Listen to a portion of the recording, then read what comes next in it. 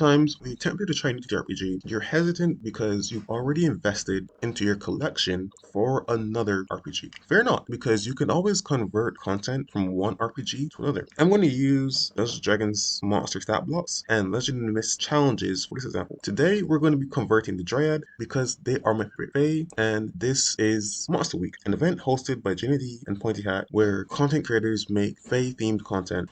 Links to the playlist are in the description. D&D has hit points, Legend and Myth has limits. Limits describe what your character can take, and they range from 1 to 6. I'm going to give the Dryad a harm limit of 4, a befriended limit of 2, and a restrained by silver limit of 1. So this means that the more effective ways to defeat a Dryad is to befriend them or bind them using silver. Legend and Myth is not just a combat game, so it values different forms of interactions with your adversaries. Let's go to defenses. In D&D of Armor class, I gave the Dryad Bart Skin 3, which means that the players have to subtract 3 from their dice rolls when attempting to harm the Dryad. Resistant to Magic 4 means that players must subtract 4 from their dice rolls when attempting to put magic onto the Dryad. I adapted Landslide as a special feature. It allows the Dryad to teleport if they're touching a tree. Unlike D&D, I didn't specify a radius for this. They can teleport as long as they're within the same forest. I felt like that was more evocative. They are using their Fey magic to tap into the network built by the trees. The more trees, the larger the network, the larger range they can teleport. It also means that players can reduce that range by destroying the forest, or that might even prompt a quest where a Dryad needs your help because people are cutting down trees and that's limiting their transportation.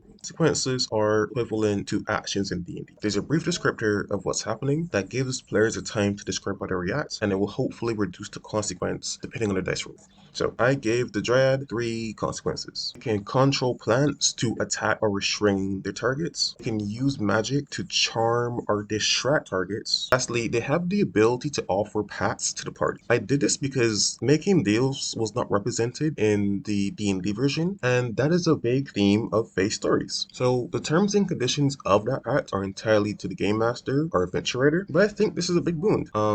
They also gain the mark status, and I think this would be a way for the Dryad to know their location, or the player might gain a disadvantage on dice rolls to violate the pact.